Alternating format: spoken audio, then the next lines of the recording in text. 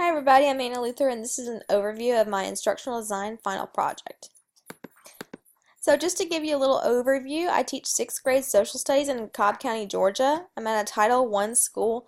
We're not officially Title I, so we don't receive that money, but we do meet those qualifications, and I teach 2 gifted and 2 on-level 6th grade social studies classes. Right now we're focusing on Europe. So the instructional need, I'm introducing my government unit during these 2 lessons, and government is our lowest domain. We study 4 domains in social studies: geography, history, government, and econ, and government is continually our lowest one by far.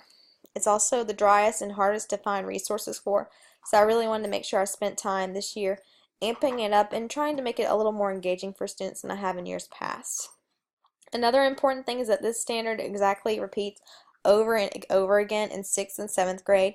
Each new unit that they come to, they just substitute out the countries and it's still the same standard. Explain citizen participation in autocratic and democratic governments, and then parliamentary and presidential democracies. That's recurring for 2 years of their school career, and so right now I'm setting their foundation. So I really wanted to take that to heart and make sure I was setting them up for success.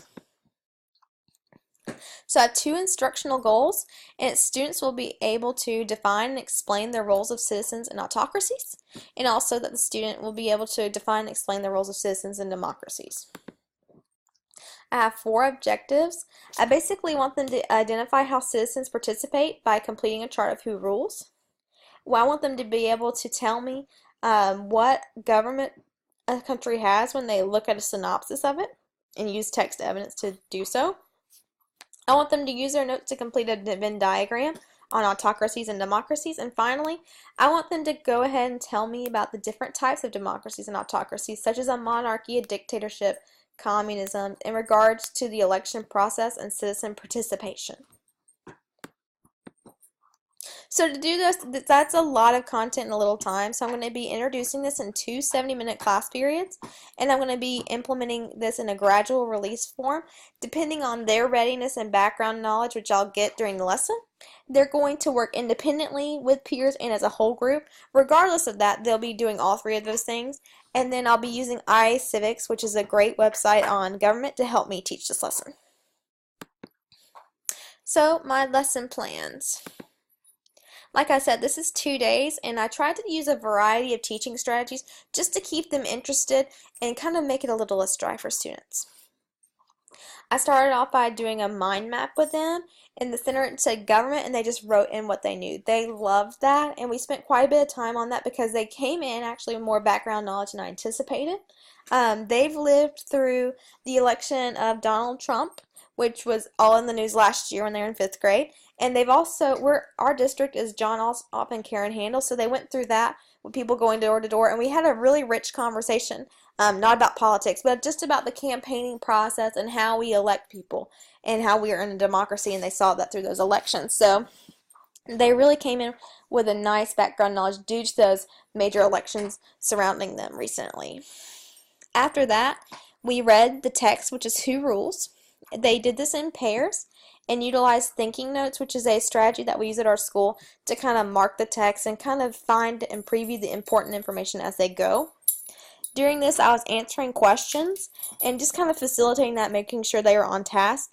In my lower class, I modeled this with them and did it on the document camera just so they could have some kind of guidelines, because a lot of them struggle with reading, so I didn't want to deny them access to the content because of reading concerns. After that, every class worked in partners with pairs. They had 3 activities, A through C.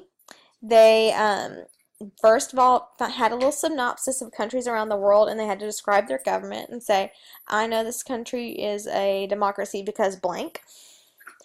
Then we reviewed our answers. Unfortunately, this took longer than 25 minutes. I've taught this lesson several times before, but I'm a former 7th grade teacher. I've never taught government to 6th grade students before. So it took a lot longer in 6th grade than I originally anticipated. So we had to actually move that to the next day. But students were able to complete their informal assessment at the end of class. So it would give them a fact about government, and they had 2 choices, A or B. They had to mark them on their paper, and then I took them up for just an informal assessment. I was really surprised. There were 14 questions on that, and almost everybody got 13 out of 14 at least. That was about my average for the day, so I was really happy about that because it's brand new content for them. So you never know, because sometimes I think I'm vibing with them, they're getting it, and it's going straight over their heads. But this one really seemed to be quite successful. They were taking away key ideas that I needed them to leave the classroom with. The second day I was kind of applying the knowledge. So the first day they were getting the text and kind of doing those lower level activities, and the second day I wanted to stretch them. Some of them were willing to be stretched and some were not. So it started off pretty successful. I gave them a Venn diagram and asked them to compare democracy and autocracy. And so we went over that together. We talked about we had a good discussion. It was a strong start today in every class period. Then I implemented a government simulation. I'll talk a little bit more about this in my evaluation of this project, but let's just say I had mixed results. Finally, I assessed their learning by having students read a synopsis of countries' governments that we were studying in our standard, and they had to reflect on what type of government was using based off of textual evidence that was in the paragraphs. Then finally, they created another mind map, a more sophisticated one, of course, now that they had content, on a blank sheet of paper about governments. So for day one, the introduction of it was a total success, more so than I thought it would be. I knew it was going to be a nice going back and getting in the groove activity, but I was surprised at how pleasant it was and how usually students gnash their teeth basically when you introduce government, but these students actually took it and had a positive approach, which really helped lighten the mood. But the lower classes did need more time. Some of that, the activities bled into homework for them just because we did spend so much time reading, answering questions, talking about vocabulary words and things like that they needed in class. So they weren't able to finish all the activities. But regardless of that, most students did really well on their independent closer that I gave them. On day two, it was a total, I was left kind of pondering what to do next. So the Venn diagram was successful. It got everybody right in the mindset, ready to learn about government, and they had some good insights. They even surprised me a little with what they had said. But the skits were totally and completely all over the place. Two classes were picturesque. They were creative. They were fun. They got into it. Two classes, I did give them things to do during the skit and assign them to a team.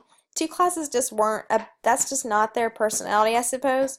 And they didn't get into it. They're just kind of griping about it. And so because of that, the whole activity suffered as a result. So next year I plan on modifying that by adding more things like the different types of monarchies and things to make it more tailored to what we're actually going to learn throughout the year. So going forward, I think that will be really successful. So there was not enough time, just because by the time we got in there, I had a couple of new students and just other various interruptions that happen throughout your day when you teach. I had planned for not a spare moment, but when I knew that there's always something that happens every day in teaching, as we all know. So because of that, there was not enough time to incorporate the assessment in every class. Two classes did get it and were able to practice with it, and two weren't. Nobody got to the mind map. Instead, we just kind of did an informal observation. They rated themselves and kind of did a survey based off of government. I think it was successful, but I'd like to have something more tailored in the future. So that was my project. I welcome anything that you have to say, any feedback you can give me, especially if you're also taught government or have any insight on that. I would appreciate that so much. Thank you for taking the time to watch my video. I hope you enjoyed it.